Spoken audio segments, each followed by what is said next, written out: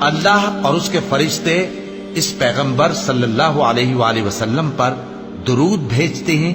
مومنو تم بھی ان پر درود بھیجو اور خوب سلام بھیجا کرو۔ جو لوگ اللہ اور اس کے پیغمبر صلی اللہ علیہ وآلہ وسلم کو اذیت پہنچاتے ہیں ان پر اللہ دنیا اور آخرت میں لعنت کرتا ہے اور ان کے لیے اس نے ذلیل کرنے والا عذاب تیار کر رکھا ہے۔ اے ایمان والو، صبر اور نماز سے مدد لیا کرو، بے شک اللہ صبر کرنے والوں کے ساتھ ہے۔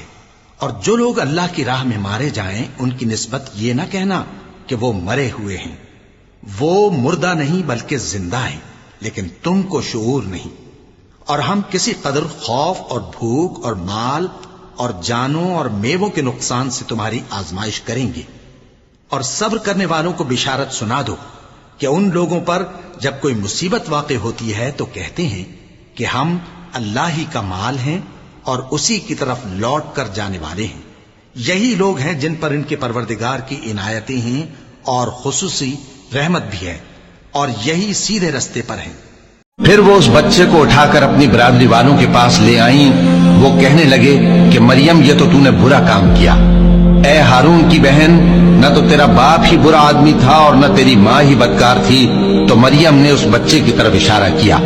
وہ بولے کہ ہم اس سے کہ گود کا بچہ ہے کیسے بات کریں؟ بچے نے کہا کہ میں اللہ کا بندہ ہوں، اس نے مجھے کتاب دی ہے اور نبی بنایا ہے، اور میں جہاں ہوں اور جس حال میں ہوں اس نے مجھے صاحب برکت بنایا ہے، اور جب تک زندہ ہوں مجھ کو نماز اور زکوٰۃ کا ارشاد فرمایا ہے، اور مجھے اپنی ماں کے ساتھ نیک سلوک کرنے والا بنایا ہے اور سرکش و بدبخت نہیں بنایا، اور جس دن میں پیدا ہوا اور جس دن مروں گا اور جس دن زندہ کر کے اٹھایا جاؤں گا مجھ پر سلام ہے۔ مومنو، اسلام میں پورے داخل ہو جاؤ اور شیطان کے پیچھے نہ چلو، وہ تو تمہارا کھلا دشمن ہے۔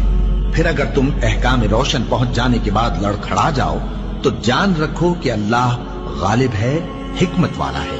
کیا یہ لوگ اسی بات کے منتظر ہیں کہ ان پر اللہ کا عذاب بادل کے سائبانوں میں آ نازل ہو اور فرشتے بھی اتر آئیں اور کام تمام کر دیا جائے؟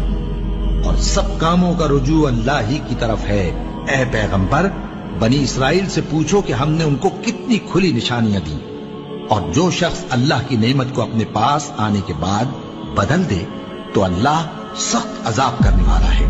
اور جو کافر ہیں ان کے لیے دنیا کی زندگی خوشنما کر دی گئی ہے اور وہ مومنوں سے تمسخر کرتی ہیں، لیکن جو پرہیزگار ہیں وہ قیامت کے دن ان سے اوپر ہوں گے، اور اللہ جس کو چاہتا ہے بے حساب رزق دیتا ہے۔ اور ایوب کو یاد کرو جب انہوں نے اپنے پروردگار سے دعا کی کہ مجھے تکلیف پہنچی ہے اور تو سب سے بڑھ کر رحم کرنے والا ہے، تو ہم نے ان کی دعا قبول کر لی اور جو ان کو تکلیف تھی وہ دور کر دی، اور ان کو بال بچے بھی عطا فرمائے، اور اپنی مہربانی سے ان کے ساتھ اتنے ہی اور بخشے، اور عبادت کرنے والوں کے لیے یہ نصیحت ہے۔ اور جب ان میں سے کسی کو بیٹی کے پیدا ہونے کی خبر ملتی ہے تو اس کا منہ غم کے سبب کالا پڑ جاتا ہے اور وہ اندر ہی اندر گھٹنے لگتا ہے، اور اس خبر بد کے سبب جو وہ سنتا ہے لوگوں سے چھپتا پھرتا ہے، سوچتا ہے کہ آیا ذلت برداشت کر کے لڑکی کو زندہ رہنے دے یا زمین میں گاڑ دے۔ دیکھو، یہ جو تجویز کرتے ہیں بہت بری ہے۔ جو لوگ آخرت پر ایمان نہیں رکھتے انہی کے لیے بری مثال ہے، اور اللہ کو صفت اعلیٰ زیب دیتی ہے، اور وہ غالب ہے، حکمت والا ہے۔ کہو کہ اگر تم جانتے ہو تو بتاؤ کہ زمین اور جو کچھ زمین میں ہے سب کس کا مال ہے؟ جھٹ بول اٹھیں گے کہ اللہ کا۔ کہو کہ پھر تم سوچتے کیوں نہیں؟ ان سے پوچھو کہ 7 آسمانوں کا کون مالک ہے اور عرش عظیم کا کون مالک ہے؟ بے ساختہ کہہ دیں گے کہ یہ چیزیں اللہ ہی کی ہیں۔ کہو کہ پھر تم ڈرتے کیوں نہیں؟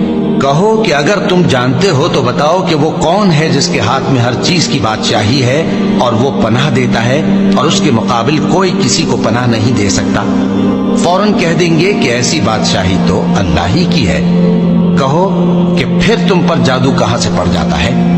بات یہ ہے کہ ہم نے ان کے پاس حق پہنچا دیا ہے، اور یہ جو بت پرستی کیے جاتے ہیں بے شک جھوٹے ہیں۔ اللہ نے نہ تو کسی کو اپنا بیٹا بنایا ہے اور نہ اس کے ساتھ کوئی اور معبود ہے۔ اور جو بیچارے غریب صرف اتنا ہی کما سکتے ہیں جتنی مزدوری کرتے اور تھوڑی سی کمائی میں سے بھی خرچ کرتے ہیں، ان پر جو منافق تان کرتے اور ہنستے ہیں، اللہ ان پر ہنستا ہے اور ان کے لیے تکلیف دینے والا عذاب تیار ہے۔